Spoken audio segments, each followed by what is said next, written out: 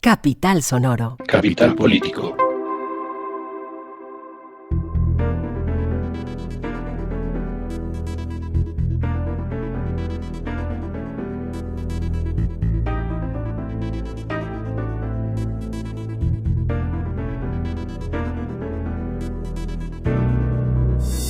Capital Político es un podcast que semana tras semana se ocupa de las noticias más importantes de Colombia, Bogotá y el mundo. Yo soy Santiago Rivas y este es nuestro temario. Para empezar, vamos a hacer un repaso de agenda con nuestra politóloga de cabecera y la editora digital de esta franja de opinión llamada Mesa Capital, Claudia Ospina. Vamos a hablar obviamente sobre las marchas de ayer, lunes 26 de septiembre. Estamos grabando este episodio un martes. Vamos a hablar sobre la reapertura de la frontera, sobre las reformas que vienen, sobre qué está pasando con Rodolfo Hernández. Después vamos a hablar un poco más sobre la situación en la frontera que separa a Colombia de Venezuela, cuáles son las implicaciones y las oportunidades que trae esta reapertura, cuál es el significado de esto que fue uno de los sucesos más grandes de ayer lunes y que lo va a hacer además en los meses por venir. Pero vamos a empezar.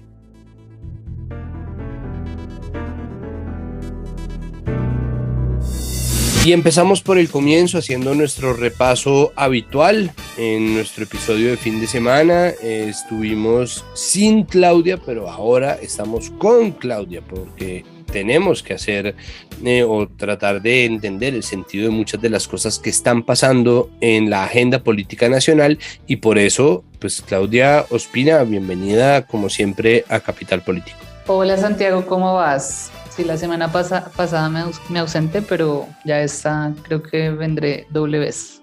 Muy bien, lo que se llama en inglés un double feature. Exactamente. Bueno, lo primero es, Claudia, la protesta del 26S. ¿Qué se vio? ¿Qué pasó? ¿Cómo transcurrió la marcha? ¿Cuál es tu impresión general sobre estas manifestaciones? Bueno, las manifestaciones que se dieron el 26 de septiembre, según la policía y sus cifras, dicen que salieron entre 60.000 y 70.000 personas a nivel nacional. En las imágenes, pues sí vimos gente, obviamente las imágenes engañan un poco, ¿no? Uno siempre si quiere mostrar mucho o poco, pues es según el ángulo de cómo tome la imagen. Pero más allá de si salió muchísima gente o no, pues siento que así como cuando a las personas les gusta en otros gobiernos que les respeten salir a marchar, pues eso mismo debe suceder en este gobierno y pues así fue. Como es muy recurrente en las personas de estas posturas políticas, pues salieron con camisetas blancas y banderas de Colombia.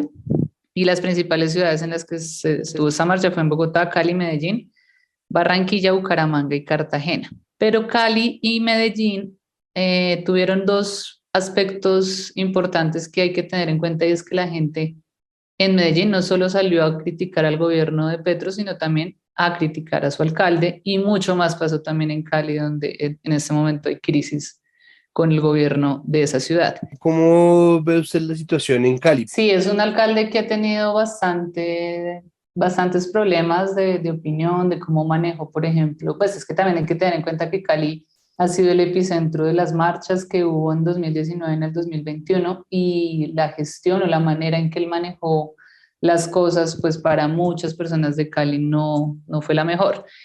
Cali además tiene un factor y es es una ciudad con muchas personas de diferente origen, tanto económico como étnico, entonces son como mezcla de gente que piensa completamente distinta y hay un sector de derecha, claro, pues que se ha ido en contra de él y ahora teniéndolo a él cercano al gobierno nacional, pues aún más ven la manera pues de criticarlo. Pero sí es una alcaldía con mucha oposición desde el principio y no creo que tenga respiro ahorita porque es también una estrategia para las personas que estarán aspirando a la alcaldía en un año, que busquen mostrarlo a él como el problema principal y cualquier persona que se muestre como diferente, pues será la mejor opción para la ciudad. Sí, igual vale la pena recordar que se trata de, o sea, es una ocasión muy extraña porque al mismo tiempo son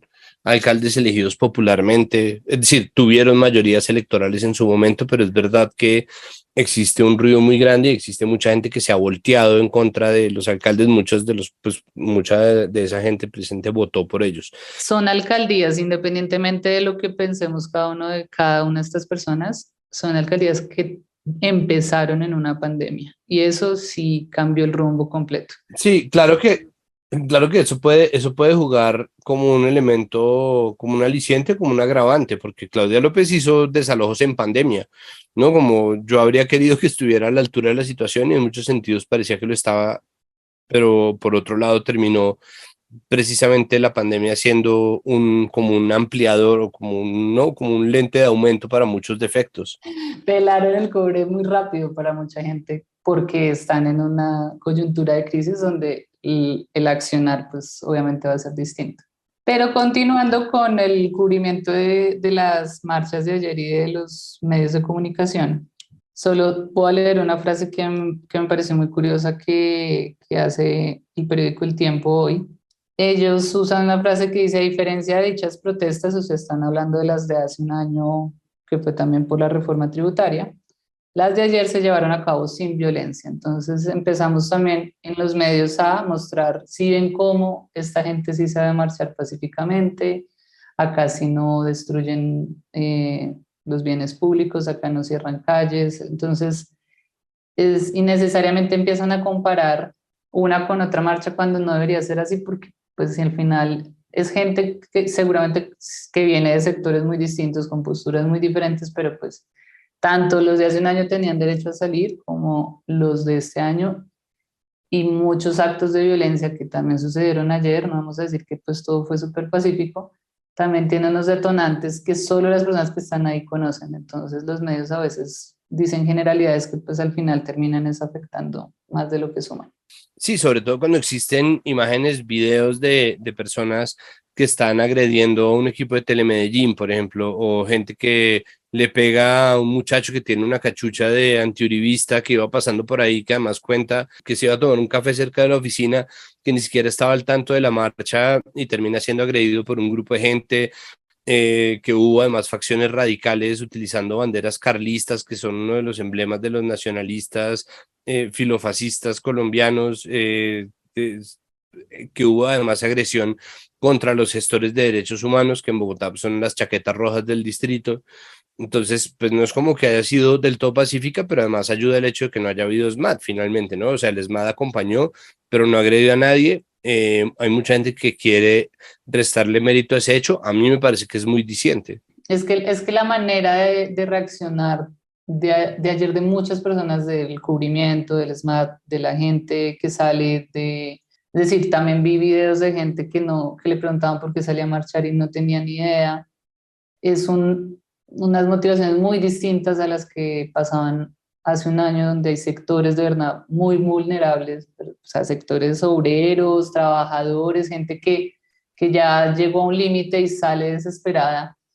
En este caso, también las motivaciones van de otro lado, que son igual de válidas, pero que no se deberían comparar. Creo que pues, son momentos, coyunturas y gobiernos muy distintos como para decir estos son buenos o estos son malos o estos miren cómo sí lo pueden hacer y estos no, porque pues es comparar, literal, como dice el dicho, peras con manzanas. Sí, total. Dicho esto, además, las marchas de abril de 2021 se recrudecieron en gran parte porque el ESMAD y la acción de la policía fue tan cruenta que la gente decidió que se quedaba en la calle y eso fue un poco lo que pasó en las ciudades y en este caso la marcha fue pacífica, en su mayoría se desmanteló y la protesta me imagino que seguirá, pero no existe tampoco una organización de base, no existe un comité del paro, no, no sé, va a estar interesante ver cómo se desarrolla esto, simplemente creo que la oposición tiene la oportunidad de hacer un trabajo mucho más pulcro en términos de su papel en el debate y puede estar perdiendo esa oportunidad. Ya conecto con el tema que viene hoy, que hay una reunión importante frente al tema de la oposición. Si hay unos organizadores, más no un comité directo, donde el Centro Democrático hace parte, ahí más o menos, es decir, ayer se vio a Paloma Valencia, se vio a Miguel Uribe, también estuvo Germán Córdoba, que es de Cambio Radical, Enrique Gómez, que fue candidato presidencial, pero hoy, por ejemplo, ya hay una reunión programada entre Álvaro Uribe y Gustavo Petro para hablar sobre la reforma tributaria, lo que a ellos les preocupa y quieren que se cambie, que se vigile o se reforme un poco del proyecto que hay. Y ahí es que uno puede notar un poco una división de los que piden las marchas, porque también hay un vocero que dijo que iban a volver a marchar en octubre, que porque ellos no buscaban negociar, sino que era o retiran los proyectos o retiran los proyectos. Entonces, ahí se nota que no hay como una base directa o un lineamiento claro entre todos los que son oposición, sino que van unos por un lado, otros por el otro. Pero pues lo importante, siento yo aquí, que debe hacer el gobierno nacional es escuchar a la oposición, sea porque se reúna con Álvaro Uribe y algunos congresistas, o sea porque escucha a la ciudadanía que sale a marchar. Bueno, ahí pensando en esa reunión con Uribe, ¿qué tan verdaderamente o sea, qué tanto sigue siendo Uribe el más fuerte de la oposición? Debería ser así, en el sentido de que son ellos, María Fernanda Caballo, Paloma Valencia o el propio Miguel Uribe, quienes están actualmente siendo oposición activa en el Congreso. Pero actualmente, pues, no es tan diciente lo que él haga o deje de hacer. Siento que la derecha también está muy dividida entre gente que es mucho más radical, como María Fernanda Cabal, y las personas que buscan irse por esa línea. Y creo que ya el poder que tenga, sea mucho o poco, que le quede al Centro Democrático o a Álvaro Uribe como figura, se va a notar ya completamente en las elecciones del otro año. Ahí ya puede ser o que reviven o que simplemente se demuestra una vez más que ya él no es una figura trascendental y que simplemente es hora de que se retire. Hablemos un momento antes de pasar a la frontera sobre qué está pasando en el Congreso. ¿Cómo va la cosa? ¿Qué pasó con Rodolfo Hernández? ¿Qué proyectos de ley están cursando o están empezando a hacer fila para llegar? Bueno, con Rodolfo Hernández hay dos cosas con dos congresistas. Una es que Alex Flores volvió al Congreso después de su licencia, después del incidente que tuvo en Cartagena.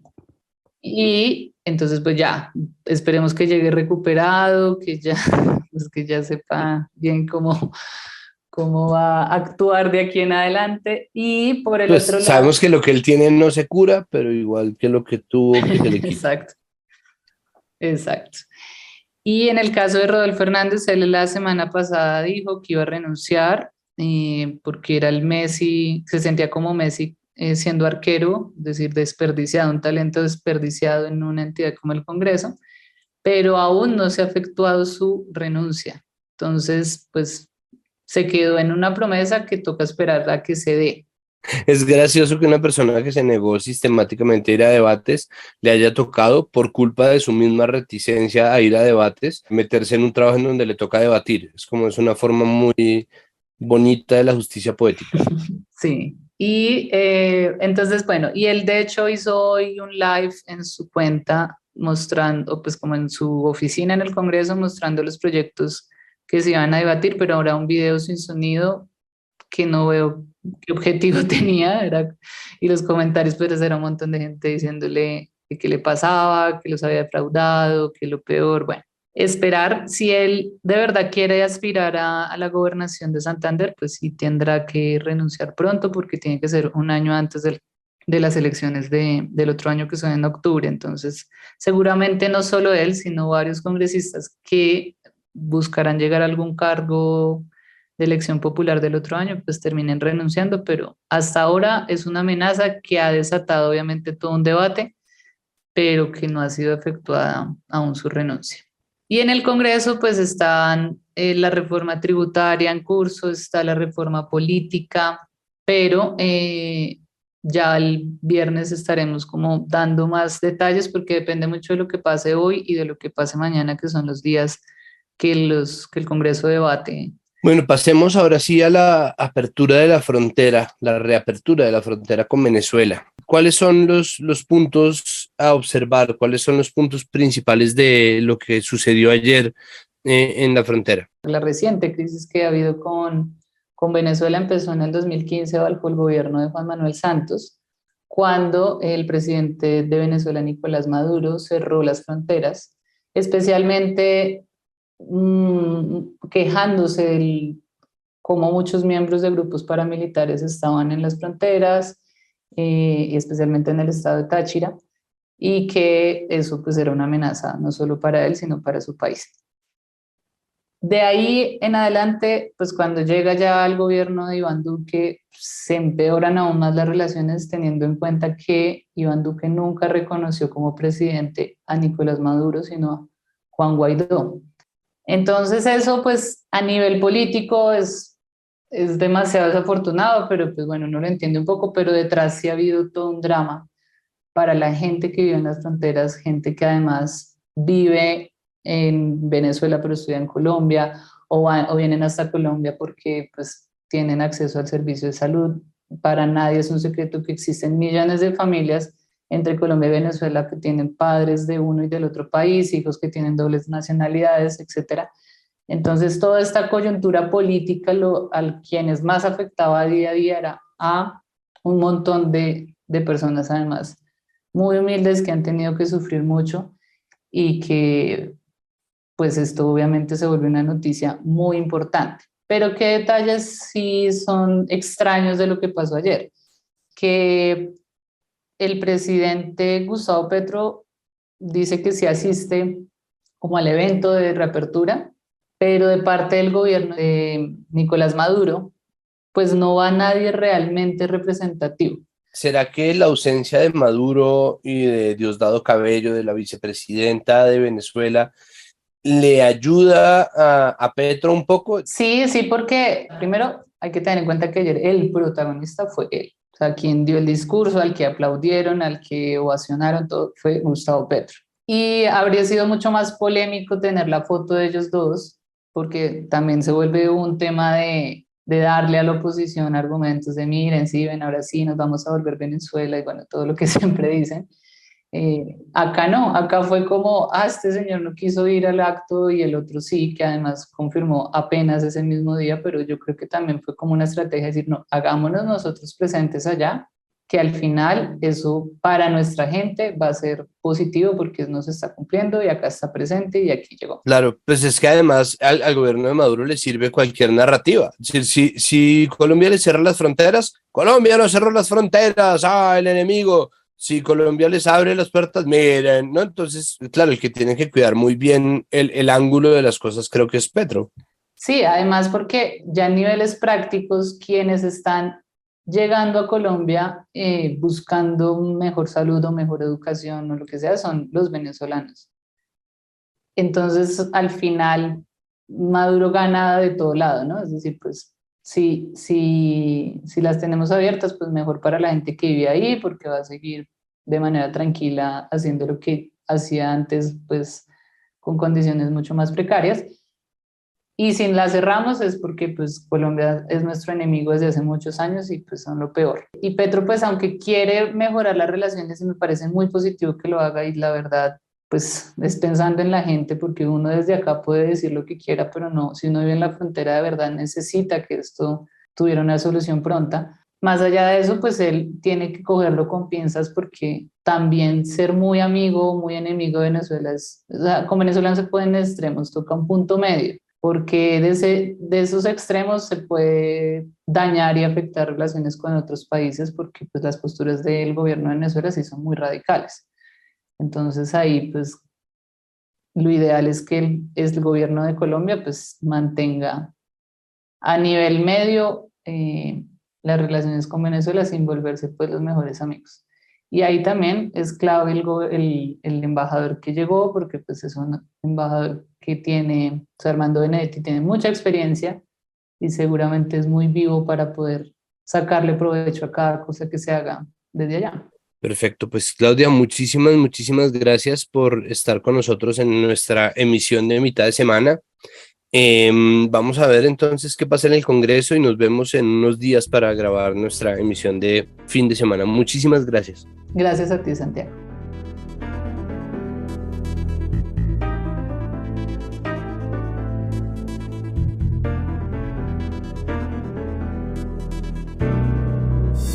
Vamos a profundizar en el tema de la reapertura de la frontera con Venezuela y para eso Juan Pablo Conto, periodista investigador de Capital Sonoro, nos tiene una entrevista. Juan Pablo, bienvenido a el podcast que básicamente usted escribe e investiga y documenta.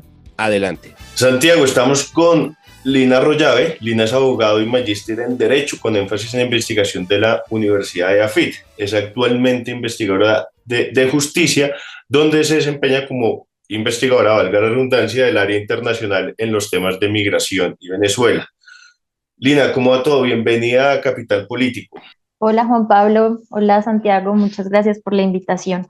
Tuvo lugar esta apertura de la frontera, que para muchos es un avance, aunque pues aún muy simbólico, pues aquí es donde realmente arranca el asunto. Lina, quisiera preguntarle cuáles son esos retos o cuáles son esos pasos o qué se puede esperar de cara al problema migratorio. Bueno, en cuanto al tema de la gestión migratoria, pues actualmente no tenemos muy claro qué se está pensando el gobierno de Gustavo Petro para seguir gestionando el tema de la migración. Digamos que este tema ha sido un poco invisibilizado desde las elecciones a la presidencia, no solo desde la candidatura de Gustavo Petro, sino también por parte de los otros candidatos que se estaban presentando, y esto tal vez por las ampollas que pueden generar hablar un poco del tema de la migración, pues esto digamos que puede restarle ciertos votos, le podía restar ciertos votos a las campañas. Entonces digamos que desde ahí partimos con que hay una invisibilización del tema, y pues ahora que ya estamos a más de un mes larguito de tener a esta nueva presidencia, seguimos sin tener pues sin tener claro pues cómo se va a hacer el tema de la gestión migratoria de las personas migrantes. La apertura, como bien lo decías, de la frontera no va a implicar que necesariamente los flujos migratorios se reduzcan, pues entendemos que en Venezuela siguen persistiendo las causas que han llevado a la crisis humanitaria, política y económica y social que enfrenta el país. Entonces todavía siguen personas cruzando de lado y lado de la frontera, no solo por caminos formales, sino también por los pasos informales que conocemos como trochas. Entonces digamos que otro de los retos que va a tener acá el gobierno es qué va a hacer junto con el Estado venezolano para empezar a coordinar conjuntamente y articularse para prevenir la victimización de las personas migrantes que decidan trasladarse de un lado a otro de la frontera. Pues sabemos que tanto el lado venezolano como el lado colombiano, a lo largo de toda esta frontera, que son aproximadamente 2.000 kilómetros, están diferentes actores armados, como las disidencias de las FARC, presencia del ELN y bandas criminales, que pues aprovechan también las necesidades de las personas, y pues ellas se ven envueltas en una serie de delitos que los afectan directamente, como es el reclutamiento forzado. También sabemos de desapariciones forzadas, trata de personas, entre otros delitos. Sería pues como los grandes retos y las grandes preguntas que desde la sociedad civil y también desde las organizaciones de personas migrantes pues nos hacemos. ¿Cómo va a ser el nuevo este gobierno de Gustavo Petro para seguir gestionando y sacando adelante lo que ya se ha hecho desde el gobierno Santos en materia de gestión migratoria, y que en el gobierno Duque se le dio continuidad?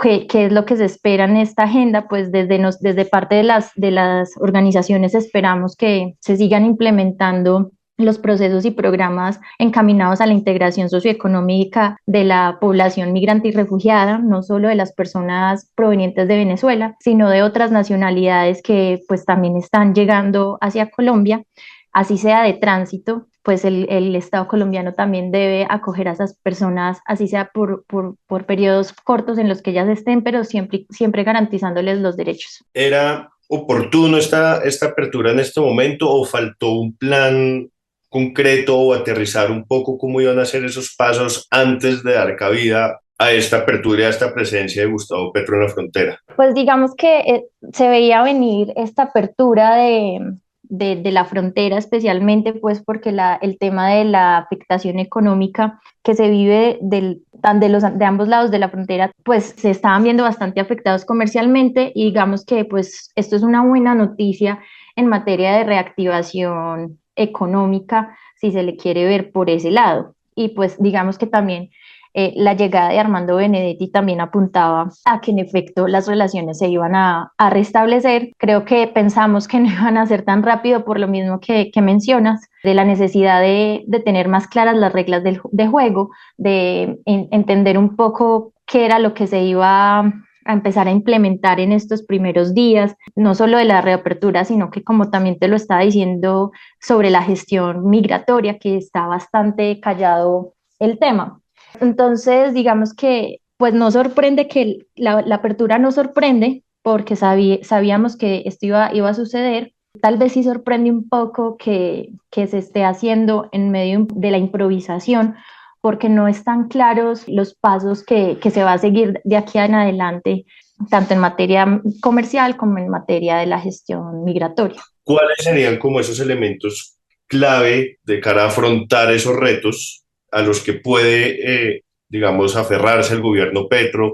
¿O cuáles serían esas nuevas estrategias que desde su investigación cree que podrían resultar dentro de este proceso de apertura? Pues en primer lugar me gustaría contarte que con más de 70 organizaciones hicimos unas recomendaciones para el gobierno de Gustavo Petro sobre lo que debería tener la agenda de gestión migratoria de su gobierno. Pues allí señalamos 21 propuestas que deberían incluirse, sobre todo para darle continuidad y robustecer a la política integral migratoria, que es la política PMI, que se expidió el año pasado. Esta política, digamos que es un marco muy general sobre el tema de cómo se va a gestionar la migración en Colombia. Sin embargo, es tan amplio que requiere que diferentes capítulos sean reglamentados.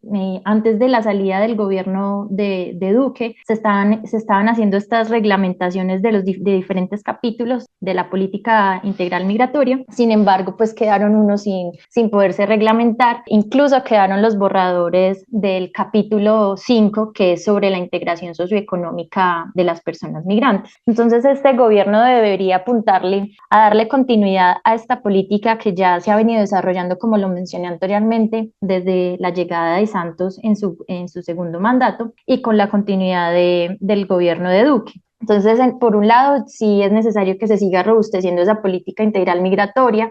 Por otro, tenemos otro reto, y es que actualmente Colombia tiene el Estatuto Temporal de Protección para Personas Migrantes. Este estatuto solo cobija a la nacionalidad venezolana.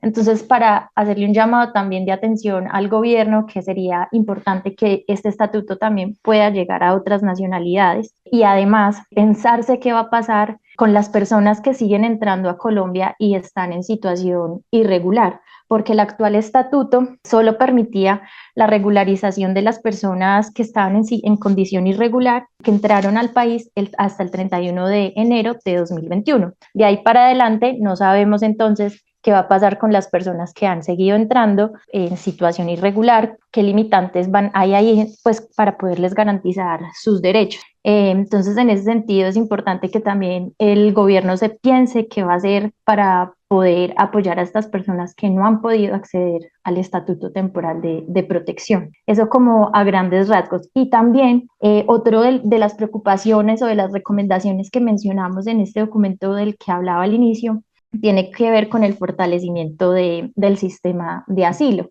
Y pues es que actualmente la Cancillería se está tomando más del tiempo, más de 2 años en responder las solicitudes de reconocimiento de refugio, y esto tiene graves impactos en los derechos de los solicitantes, porque especialmente el documento, esto no es un documento de identidad, pero es un documento que se le entrega a las personas mientras se les da ese reconocimiento de refugio, y es el salvoconducto SS2.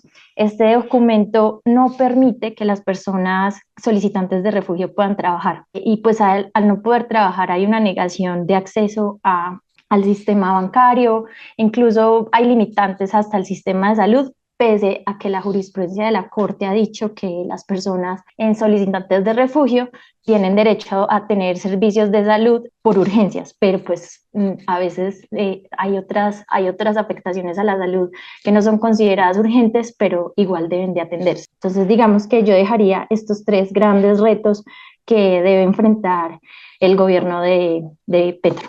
Ya he mencionado un poco el problema de los distintos actores que hacen presencia en la frontera. ¿Qué debería suceder en el diálogo entre ambos gobiernos con el fin de lograr que no haya un riesgo para la población que transita por este territorio? Yo creo que es la oportunidad para que ambos estados empiecen a coordinarse y ver cómo van a enfrentar las diferentes estructuras que se movilizan en ambos lados de la frontera. Es el momento para establecer las reglas de juego y tal vez el gobierno colombiano debería aprovechar como este liderazgo que está ejerciendo con esta reapertura para poder sentar las bases de cómo se va a enfrentar a los diferentes actores armados que se están movilizando por esta frontera que es bastante permeable, tanto por su extensión y por los diferentes pasos informales que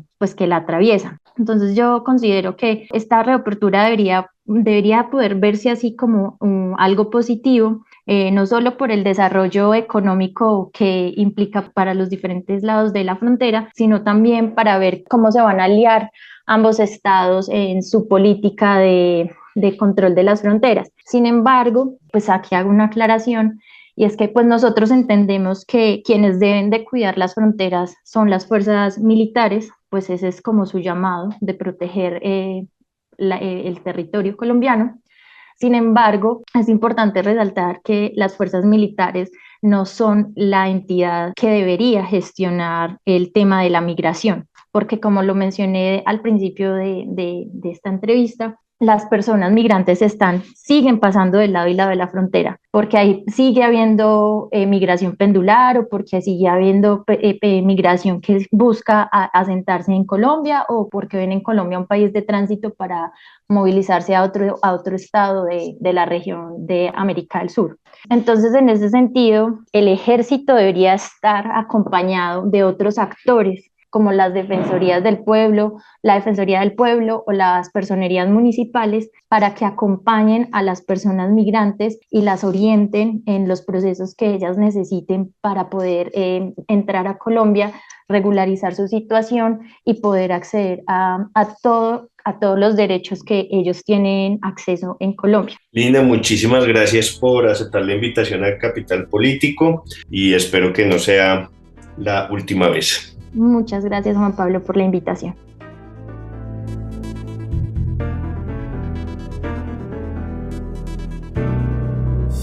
Para seguir hablando y para cerrar este episodio de Capital Político, quisimos seguir con la noticia de la reapertura de la frontera entre Colombia y Venezuela. Y por eso invité a este podcast a mi amigo personal Francisco Unda Lara. Él es economista, magíster en Development Practice, práctica del desarrollo, me imagino yo, y es el gerente de la ANDI de la seccional norte de Santander. Francisco, bienvenido a Capital Político, muchísimas gracias por aceptar nuestra invitación. Muchas gracias, Santiago, y muchas gracias a Capital Político y por esta invitación, y saludos a todos los podcast oyentes. Lo primero es, ¿cómo ve usted y cómo se ve desde Cúcuta la reapertura de la frontera con Venezuela? Bueno, desde Cúcuta, desde el cierre de la frontera del año 2015, efectuado por Nicolás Maduro, siempre hemos insistido que no hay ninguna razón para que las fronteras separen a los pueblos y a las ciudades de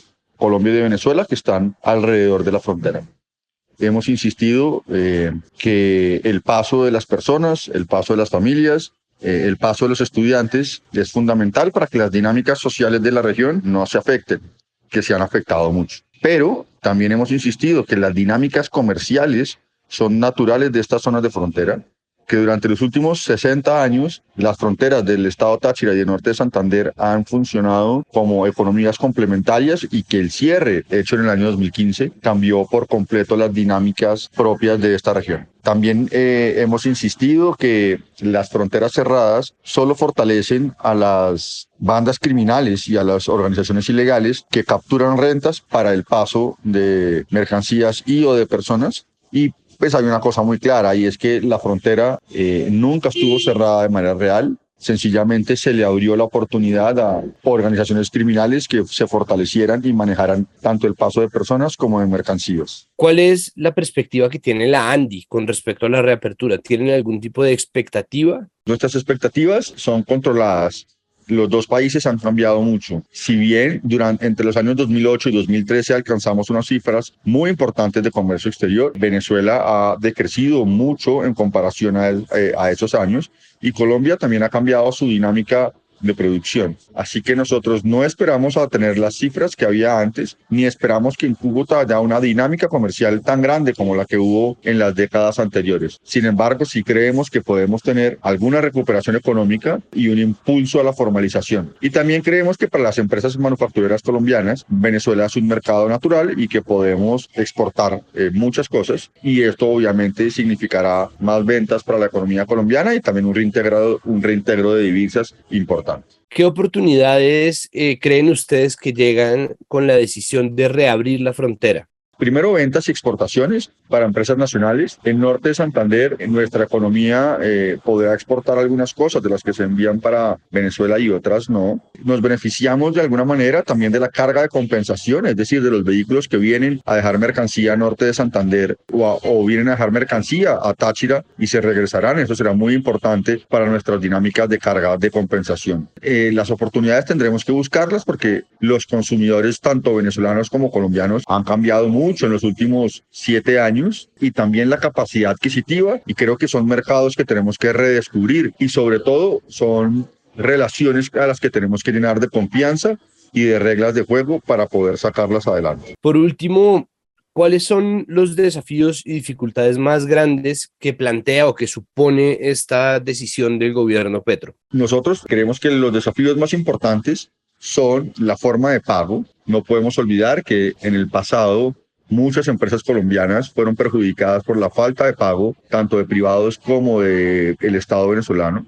Así que garantizar el pago a las exportaciones será uno de los mayores retos, así como organizar el sistema de pago. No podemos olvidar, Venezuela está sancionado por las reglas de los Estados Unidos y su sistema financiero no hace parte del sistema SWIFT.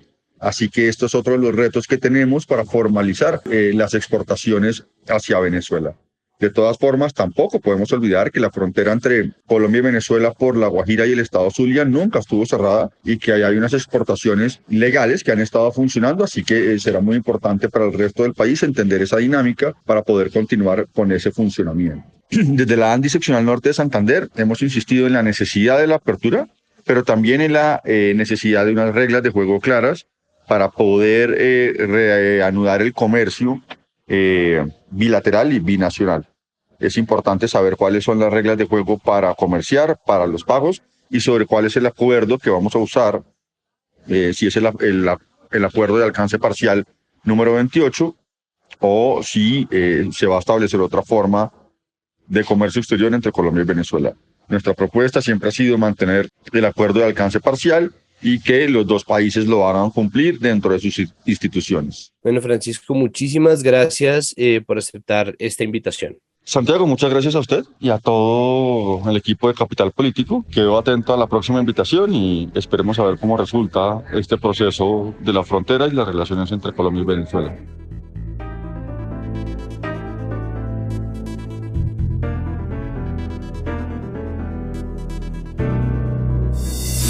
Bueno, y hasta aquí esta emisión de Capital Político. Recuerden, por favor, que todo lo que ocurre en Capital Sonoro, que es bastante, ocurre gracias al arduo trabajo de nuestra productora María Alejandra Cuestas, de nuestro periodista investigador Juan Pablo Conto y de nuestro editor Cian Bernardo González.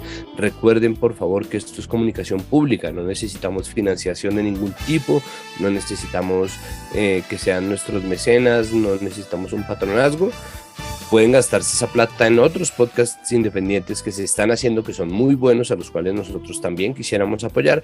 Nosotros simplemente les pedimos que nos recomienden, que nos den a conocer, que si ustedes oyeron este episodio y aprendieron algo nuevo y quieren combatir la falta de análisis y argumentos, mejorar las conversaciones, enriquecer, o simplemente decirle al amigo de ustedes que está insoportable en el grupo de WhatsApp que por favor se documente, pues le puedan pasar el link, el enlace a este podcast. Nos oímos al final de la semana con más análisis en Capital Político. Muchísimas gracias por su audiencia. Capital Sonoro.